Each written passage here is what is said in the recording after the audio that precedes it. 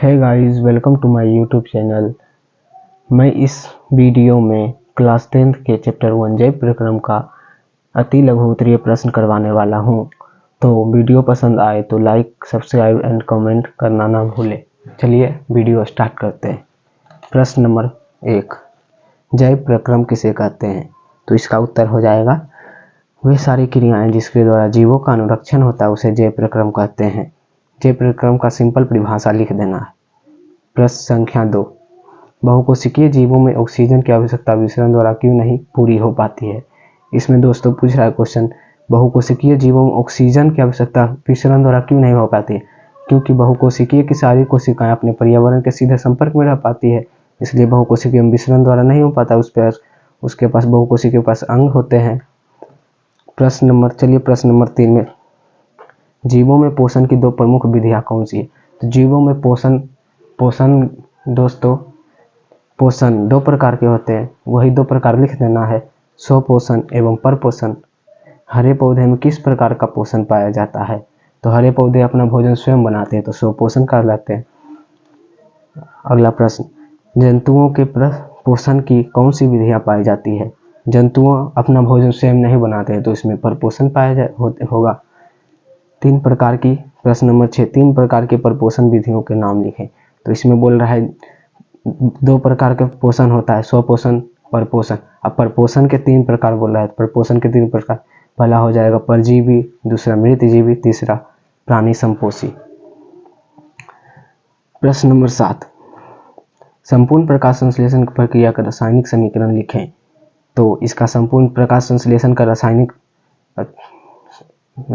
समीकरण लिख देना है।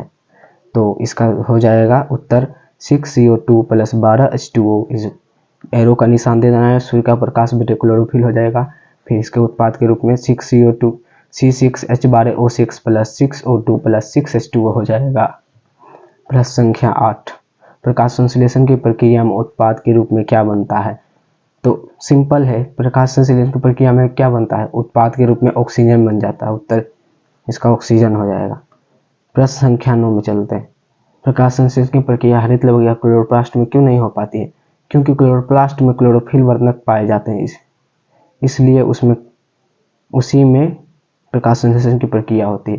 प्रकाश संश्लेषण के लिए 4 चीजों की आवश्यकता होती है।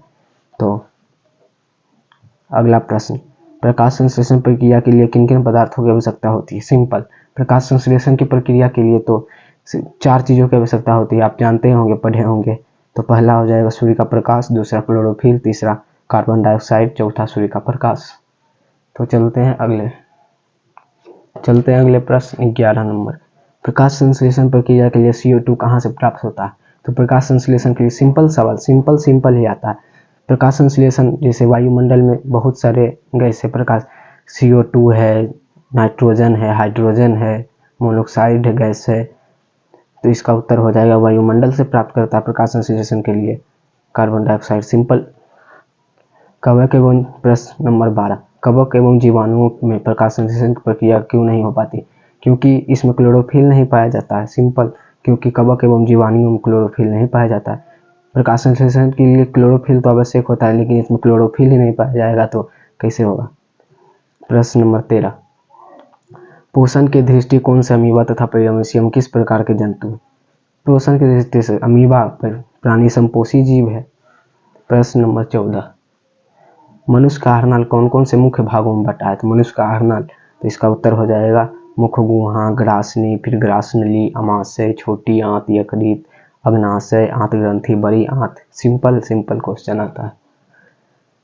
प्रश्न नंबर 15, ग्रासनी में स्थित 2 छिद्र के नाम लिखें। ग्रासनी में 2 छिद्र होते हैं, इसका उत्तर हो जाएगा निगल द्वार, कंठ द्वार। प्रश्न नंबर 16, मनुष्य के पाचन आहार नाल के किस भाग से शुरू होता है? तो मनुष्य का पाचन आहार नाल के मुख गुहा से ही शुरू हो जाता है, तो इसका उत्तर हो जाएगा मुख गुहा से।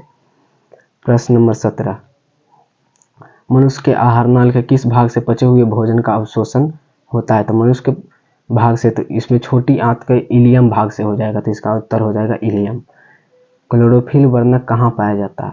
क्लोरोफिल, देखिए दोस्तों, इसमें ध्यान देने की योग्य है। बहुत ऑप्शन आता है पत्ती, लेकिन पत्ती एवं टहनी में भी क्लोरोफिल पाया जाता है, क्योंकि जब गाछ पतझड़ के समय में गाछ पेड़ के सारे पत्ते झड़ जाते हैं तो वो जीवित कैसे रह पाते हैं, प्रकाश संश्लेषण की प्रक्रिया कैसे कर पाते हैं। तो इसमें टहनी में भी क्लोरोफिल पाया जाता है, इसलिए वह पतझड़ के समय में भी प्रकाश संश्लेषण करके अपना भोजन प्राप्त कर लेते हैं। प्रश्न नंबर 19, प्रकाश संश्लेषण प्रक्रम द्वारा पौधे का निर्माण क्या करते हैं। प्रकाश संश्लेषण प्रक्रम द्वारा पौधे भोजन का निर्माण करते हैं। चलिए आगे बढ़ते हैं। प्रश्न नंबर 19, चलिए आगे बढ़ते हैं। प्रश्न नंबर 20, मृत जीवी को क्या कहा जाता है। मृत जीवी का दूसरा नाम अपघटक है, इसका उत्तर अपघटक हो जाएगा। जिस जीव के शरीर से परजीवी अपना भोजन प्राप्त करते हुए क्या कहलाते हैं। जिससे परजीवी अपना भोजन प्राप्त करते हैं वो पोषी कहलाते हैं, इसका उत्तर हो जाएगा पोषी। तो आगे बढ़ते हैं। प्रश्न नंबर 23, पत्तियों का कौन सा अंग CO2 युक्त वायु का प्रवेश द्वार है। तो इसमें हो जाएगा, इसका उत्तर हो जाएगा स्टोमाटा या रंध्र। हिंदी में इसको रंध्र और इंग्लिश में इसको स्टोमाटा कहते हैं। प्रश्न नंबर 24, पोषण की दृष्टि से जंतुओं को क्या कहा जाता है। तो पोषण की दृष्टि से जंतुओं को प्राणी संपोषी जीव पोषी कहा जाता है, इसका उत्तर हो जाएगा प्राणी संपोषी। 25 नंबर, अमीबा में भोजन का पाचन कहाँ होता है। तो अमीबा में भोजन का पाचन भोजन रसधानी में ही एंजाइमों के द्वारा होता है। प्रश्न नंबर 26, मनुष्य के पाचन के लिए विशेष अंग को क्या कहते हैं। तो मनुष्य के पाचन के लिए जो विशेष अंग होता है उसको क्या कहा जाता है। तो इसको आहारनाल कहा जाता है, इसका उत्तर हो जाएगा आहारनाल। प्रश्न नंबर 27, मनुष्य के जीव के ऊपर सतह में पाई जाने वाली संरचना को क्या कहते हैं। तो मनुष्य के जो जीव होता है उसके ऊपर दाने दाने जैसी संरचना होती है उसको स्वाद कलिकाएं कहते हैं, इसका उत्तर हो जाएगा स्वाद कलिकाएं। प्रश्न नंबर 28, मुखगुहा में भोजन कहाँ पहुँचता है। मुखगुहा से भोजन कहाँ पहुँचता है। सिंपल सवाल, मुखगुहा से भोजन ग्रासनली में पहुँचता है। प्रश्न नंबर 29, ग्रासनली की दीवारों में तरंग की तरह होने वाले सिकुड़न तथा फैलाव को क्या कहते हैं। तो आप पढ़े होंगे ग्रासनली में जब भोजन पहुंचता है तो उसमें सिकुड़न तथा फैलाव होते हैं, तो इस क्रिया को क्रमाकुंचन कहते हैं, इसका उत्तर हो जाएगा क्रमाकुंचन। प्रश्न नंबर 30, भोजन में मौजूद प्रोटोन को पेप्टोन में कौन सा एंजाइम परिवर्तित करता है। तो भोजन में मौजूद प्रोटोन को पेप्टोन में पेसिन नामक एंजाइम परिवर्तित करता है, तो इसका उत्तर पेसिन नामक एंजाइम हो जाएगा। प्रश्न नंबर 31, आहारनाल के सबसे लंबे भाग को क्या कहते हैं। तो आहारनाल का जो सबसे लंबा भाग है वो छोटी आंत है, इसका सिर्फ नाम है छोटी आंत। इसको क्षेत्रफल के आधार पर, इसका क्षेत्रफल बहुत कम होता है इसीलिए इसको क्षेत्रफल के आधार पर छोटी आंत नाम दिया गया, लेकिन इसकी लंबाई करीब 6 मीटर तक की होती है। प्रश्न नंबर 32, शरीर की सबसे बड़ी ग्रंथि क्या है। तो शरीर की सबसे बड़ी ग्रंथि यकृत है। प्रश्न नंबर 23, पाचन की क्रिया कहाँ पूर्ण होती है। तो उत्तर, पाचन की क्रिया छोटी आंत में पूर्ण होती है, इलियम में, छोटी आंत के इलियम में। प्रश्न नंबर 34, छोटी आंत की आंत एवं बड़ी आंत के जोड़ पर स्थित नली को क्या कहते हैं। तो छोटी आंत एवं बड़ी आंत के जोड़ पर अवस्थित नली को सीकम कहते हैं। प्रश्न नंबर 35, अपचा भोजन अस्थायी तौर पर कहाँ संचित रहता है। तो इसमें अपचा भोजन अस्थायी तौर पर रेक्टम में जमा होता है और इसे बक्ताने पर मलद्वार से निकाल दिया जाता है। तो गाइस, वीडियो पसंद आया हो तो लाइक कमेंट शेयर करना ना भूलें।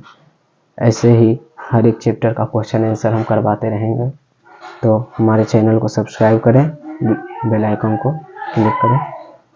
धन्यवाद। आज के लिए सिर्फ इतना, मिलते हैं अगले वीडियो में।